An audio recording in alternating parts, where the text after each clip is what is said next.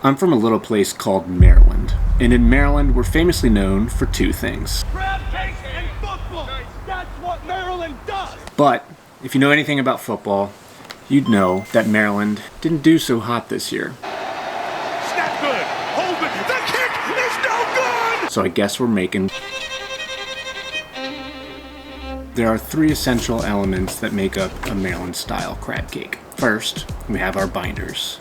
No, not that kind of binder. I'm talking about ingredients that are going to just help keep the crab cake together. Now, for my binders, I like to use 15 crushed up Ritz crackers, along with 2 cubed up crustless slices of white bread, a third cup of mayonnaise, 1 large egg.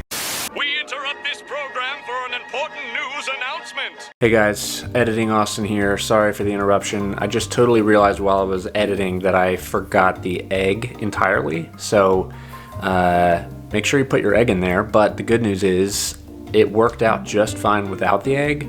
I'd say the texture was slightly softer. So that's the only thing. I think the egg helps firm it up a little bit. But you're totally okay if you don't have eggs on hand. So that's good news. And this was a fun experiment. But back to the video. The next essential element is, of course, our flavors. Crab meat is incredible by itself, but our goal here is to just enhance the flavor, make it taste slightly better. I don't know if better is the right word, but improved. That's not the right word either. We're just trying to coexist the flavors, crab and the other things that we're gonna add to make it just great. It's just gonna be great. So, the different things we're gonna add to add flavor to this crab cake are a teaspoon of Old Bay, of course, half a teaspoon of dried mustard seeds that I personally like to grind myself with a mortar and pestle, but that's up to you. A quarter teaspoon of MSG, 1 teaspoon of brown mustard, 1 teaspoon of Worcestershire sauce. Worcestershire?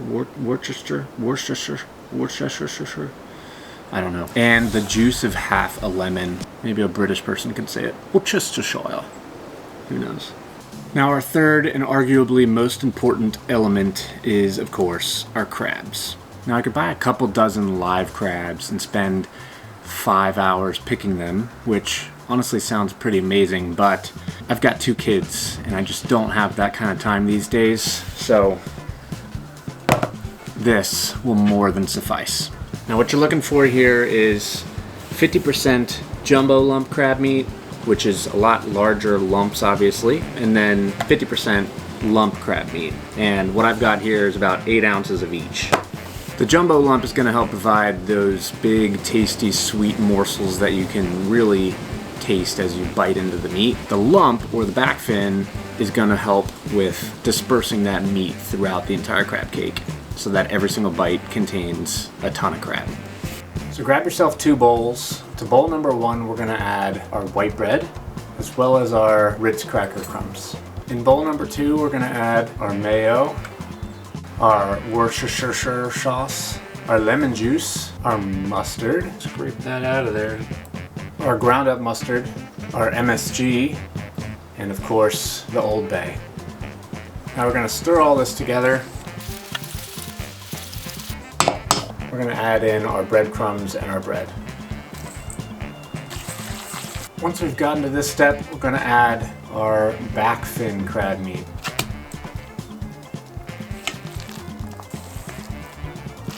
Once that's incorporated, we're going to add in our jumbo lump crab meat. Now this stuff, you want to try to keep it intact as possible so that you can have those delicious lumps of crab throughout the whole entire crab cake. Alright, so we got our crab. Now we've got to assemble it into some balls. Yeah, look at that. Alright, now we're going to put our crab cakes in the fridge for 30 minutes. We want to make sure that they set up real nice and don't collapse at all when we put them in the oven.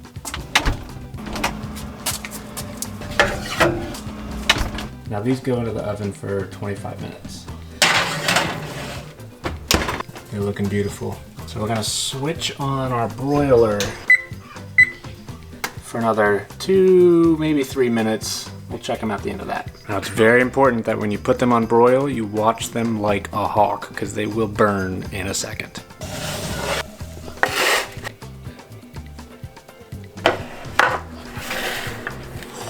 We love to butter our crab cakes at the end. It just makes them a little bit glossy, a little bit more rich and delicious. After we butter them, hit them with just a splash of lemon. Yeah. Oh yeah. Can't beat a Maryland style crab cake. See you next time. Crab cake. Roll on.